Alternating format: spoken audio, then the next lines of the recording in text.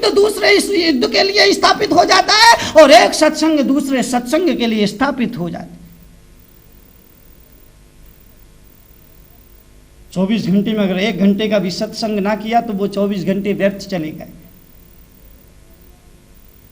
1 घंटा तो सत्संग बैठो, ज्ञानी पुरुषों के चरणों में बैठो, स्वाध्याय करो, तत्व ज्ञान प्राप्त करो, पूजा करो, पाठ करो, अर्चना करो, नमोकार मंत्र का जाप करो, भक्तांबर का पाठ करो, 12 भावना का चिंतन करो और जीवन की सच्चाई क्या है उस पर जरा एक हल्की सी नजर डाल करके देख लो। जगत का स्वभाव वैराग्यार्थम, वैराग्य को बढ़ाने के लिए संसार का और इस शरीर का चिंतन हमेशा करता रहना चाहिए। आदमी को जगत के स्वभाव के बारे में सोचना चाहिए कि यहाँ सब स्वार्थ के हैं, कोई अपना नहीं, अपना काम बनता और भाड़ में जाए, जनता वाली नीति इस दुनिया में चल रही है। और शरीर के लिए आदमी जितने पाप करता है, अपराध करता है, इस शरीर की वास्तविकता क्या है, इस शरीर की सच्चाई क्या है। ऊपर से ये दिखने में बड़ा सुंदर है, गोरा है, चमकीला है, दिव्य है, भव्य है, लेकिन इसके अंदर क्या है वो भी आदमी को भूलना नहीं चाहिए। तब जाकर के इसके भीतर जो ज्योति है, जो मूल्य है, जो प्रकाश है, उसका महत्व समझ में आएगा और उसके प्रति रुझान पैदा होगा।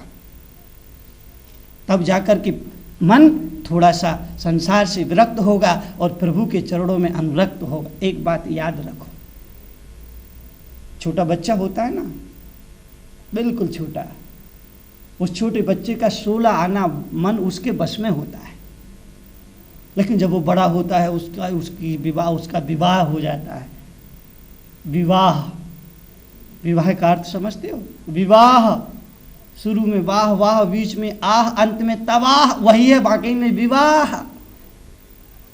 विवाह की डेफिनेशन, विवाह की परिभाषा में कुछ इस तरह बनाता हूं कि शुरू में वाह वाह, जिसका विवाह होता है शुरू के 4-6 महीने ऐसा लगता है, उसको ऐसा लगता है जैसे उसके घर में ही स्वर्ग उतर आया हो। 4-6 महीने के बाद बच्चों को मालूम पड़ता है कि नमक तेल का भाव क्या है। तो शुरू में वाह वाह, बीच में आह, अंत में तबाह, वही है विवाह, वही है विवाह।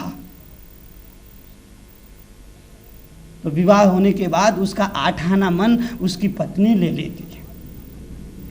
जब वो बच्चा था बहुत सुंदर लगता था, इतना सुंदर, इतना सुंदर, इतना सुंदर, इतना सुंदर कि उसे हर आदमी अपनी गोद में उठाने के खिलाने का मन करता था। दिन भर लोगों की गोदों में घूमा करता था, गोद से नीचे नहीं उतरता था, हर आदमी उसको खिलाने में सुख की अनुभूति करता। बच्चे बहुत सुंदर होते हैं, आदमी के ही नहीं, जानवर के, गधे के छोटे बच्चे को देखना मन करता है, गोद में लेके खिलाने लग जाओ। आदमी की बात नहीं कर रहा हूँ, आदमी का बच्चा तो सुंदर होता ही है, लेकिन जानवर का बच्चा भी बहुत सुंदर होता है। जानवर का बच्चा, गधे के बच्चे को देखना, कुत्ते के बच्चे को देखना, पिल्ला है कितना सुंदर होता है। लोग उसको गोद में लेके खिलाते हैं, पुचकारते हैं, उससे प्यार करते हैं, प्रेम करते हैं। इसलिए मैंने कहा बच्चे बहुत सुंदर होते हैं। लेकिन माँ का बच्चा जो सुंदर होता है, जब कोई माँ उस बच्चे की आंखों में काजल आंज देती है तो वो बच्चा और भी अधिक सुंदर लगने लगता है।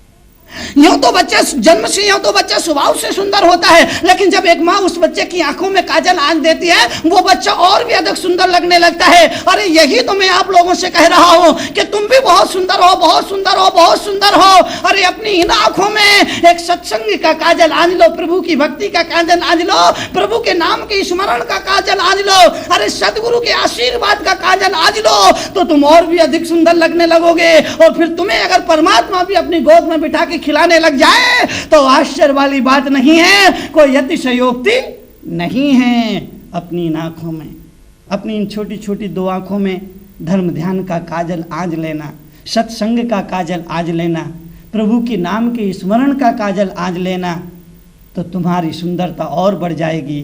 तुमको सब लोग प्यार करेंगे। संतों को सारी मनुष्यता प्रेम करती है, उन्हें अपना आदर्श मानती है, उन्हें श्रद्धा से पूजती है। इसकी वजह क्यों? क्योंकि संतों ने अपनी आंखों में उस परमात्मा को आंच लिया है, इसलिए सारे लोग उनको अपना आदर्श मानते हैं, उनकी पूजा करती है और उनसे सारी मनुष्यता प्रेम करती है। तुम भी अपनी आंखों में सत्संग, धर्म, ध्यान को आंच लो, मनुष्यता तुमसे प्यार करने लगेगी।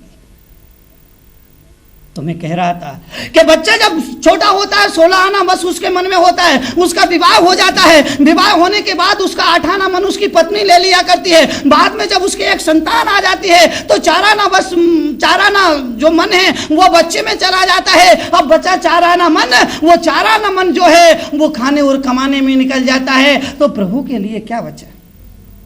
भगवान के लिए तुमने क्या बचाया? भगवान को आखिर तुम क्या समर्पित करोगे? और अगर कुछ भी समर्पित ना किया तो ध्यान रखना, कुछ भी मिलने वाला नहीं है। कुछ भी नहीं मिलेगा, कभी नहीं मिलेगा, किसी को नहीं मिलेगा, किसी को मिलता ही नहीं है। इसलिए अपना मन थोड़ा सा संसार को समर्पित कर दो, थोड़ा सा प्रभु को समर्पित कर दो।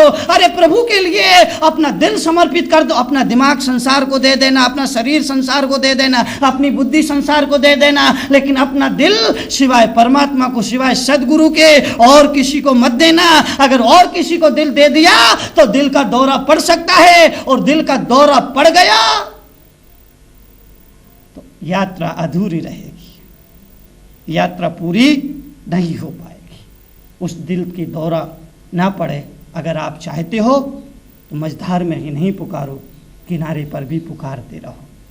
जब जीवन में संकट आए, केवल तब धर्म, तब के सदगुरु, तब धर्म, सब तीर्थंकर की पूजा नहीं होना चाहिए। अरे सुख में तो ज्यादा पूजा होना चाहिए, क्योंकि दुख में तो पुकारा भी नहीं जाता है, दुख में पुकार उठती भी नहीं है, दुख में गला खराब हो जाता है, आवाज नहीं निकलती है। और जब दुख में आवाज नहीं निकलेगी वो परमात्मा तक नहीं पहुंच पाएगी। और अगर प्रार्थना परमात्मा तक नहीं पहुंची तो परमात्मा कोई अतिशत प्रकट नहीं कर सकता है। इसलिए सुख में पुकारो, क्योंकि सुख में पुकार तेज होगी और वो पुकार परमात्मा तक पहुंचेगी।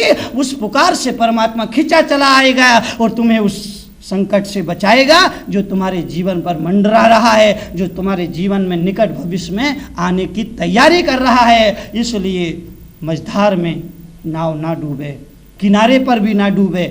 इसलिए जरूरी है कि तोते बनकर के मत जियो, तीर्थंकर बनकर के जियो।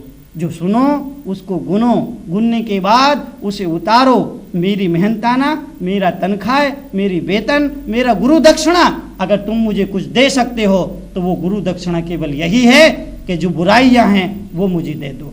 समाज आता है, समाज में नेता आता है, संत भी आता है, समाज में नेता आता है, वो वोट मांगने के लिए आता है, वो नोट मांगने के लिए आता है, वो सपोर्ट मांगने के लिए आता है। लेकिन अगर मैं मुनि तरुण सागर आपके बीच में हर रोज आ रहा हूं तो याद रखना, मैं वोट मांगने नहीं आ रहा हूं, मैं नोट मांगने भी नहीं आ रहा हूं, मैं तुमसे सपोर्ट मांगने भी नहीं आ रहा हूं। अरे मैं तुमसे तुम्हारी केवल खोट मांगने आ रहा हूं, तुम्हारी बुराइयां मांगने आ रहा हूं। बेखोट जो तुम्हें दीनहीन दरिद्र बनाए हुए है, बेखोट जो तुम्हें रात सोने नहीं देती है, बेखोट जो तुम्हारे परिवार की प्रतिष्ठा को धब्बा लगा रही है, बेखोट जो तुम्हारे जीवन में नर्क पैदा कर रही है, बेखोट अगर मुझ तरुण सागर को दे दो तो यही मेरी गुरु दक्षिणा होगी, यही मेरी गुरु दक्षिणा मुझे मिलेगी।